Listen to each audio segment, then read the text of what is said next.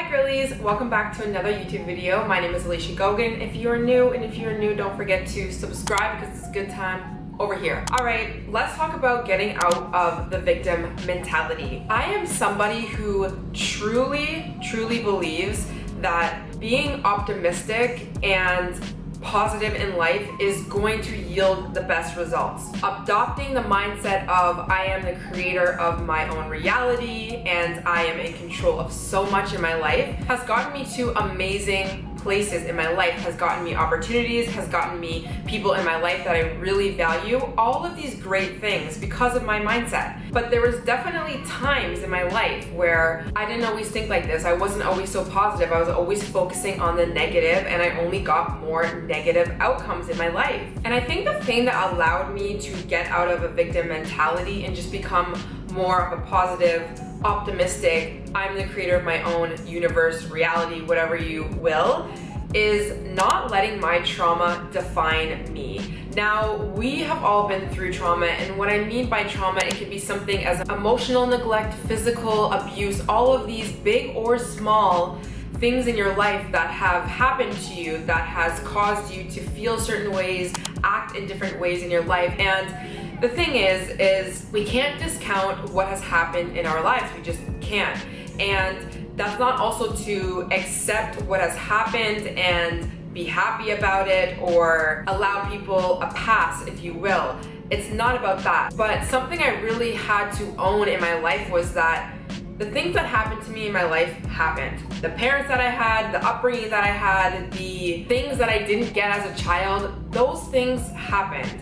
And you have to, of course, do some healing work and maybe go to therapy and work through those things in order to really heal from them. But at the end of the day, you're gonna have to make a decision in your life whether you want to let all of these traumas that has happened, big or small traumas, things in your life that you couldn't control then, control your life now. You have the ability to not let these things define you. Now, I want to make a little disclaimer. I understand that there's some things in life that really debilitate you, maybe have really hurt you to the point where you don't know how to move through life. And with that, of course, I say you don't ever want to discount that. You might need to go get therapy, you might need to get some extra support. And that's what I had to do as well. But again, that is still coming from a place of I am the creator, I am going to work through these things and I want to live the life that I want to live, so I'm going to get the help that I need. So I want to give you a little example of how I used to be or how I used to think in terms of relationships. And also what I see a lot of women right now in society doing in general. Once I realized I had some daddy issues and I realized that I was basically just manifesting or attracting men who were unemotionally available, just not available, didn't want to commit, whatever the case was, and realized that it had to do a lot with my upbringing, with my father, and all of that. I started to live in the narrative of like, I have daddy issues and this is why I have shitty relationships. I basically just blamed it on that. And then I almost started playing into that role of catching myself being toxic in a relationship and just telling myself, well, yeah, I'm being toxic because I have daddy issues, this, that. And almost kind of just allowing things, like allowing myself to be toxic or over emotional in a situation or selfish in a situation because, well, I had these traumas, this is why I'm like this type thing, and just not taking any accountability. But then I started to realize like that is not helpful. Like using the fact that you have daddy issues is not a reason for you to be toxic in a relationship. Or again, just telling yourself the story, well, I have shitty relationships because I have daddy issues or because of this person or that person. It's like, okay, we get it, 100%. You have attracted men who are not good in your life because of your past or because of your father or because of whatever the reason. But it doesn't mean that you have to play into that and continue to allow that to be your narrative in life. You obviously want to observe the situation. Yes, I'm correlating the two. I'm getting these men because of this man in my life that wasn't there for me, whatever the case is. But there's a deciding factor that ends up becoming a thing always in your life is you're going to step back and say, do I want to play into this or do I want to change this narrative? I want to change this narrative. That's what I knew I wanted in my life, was I wanted a man who wanted to be with me, who wanted to commit to me, who was emotionally available and was like me in a lot of ways. And I decided that it was no longer productive to look at things in a negative way, to look at relationships or men in a negative way. So I dropped the narrative of all men are trash and I have daddy issues, so this is why I attract toxic men and all of this kind of stuff. And I decided, do I want to be a victim or do I want to be a creator? I want to be a creator. And if you want to be a creator of your life, you're going to have to consciously choose when situations arise in your life, because there's probably going to be so many different times in your life where you're going to catch yourself being like, okay, I'm falling into this negative narrative of, okay, I attracted an unavailable man and now I'm going to play in the narrative of all men are trash. Well, that is one narrative that you could play into, or you could play into another narrative, which is what I have done, and I've attracted a lot better men in my life by doing this, which is, okay, maybe I attracted an unavailable man. Let me see why, first of all, why I attracted this guy. Was it something I was doing? Was it something that was unresolved within me subconsciously that I didn't really know that I was doing? Doing that inner work. But always staying positive and being like, you know what? That guy wasn't for me. He taught me something about myself. I did some inner reflection, inner work, but I'm always gonna keep this in my head. There is going to be a healthier man for me. There are many men in the world that are healthy, that are healed, that are working on themselves, that are just like me.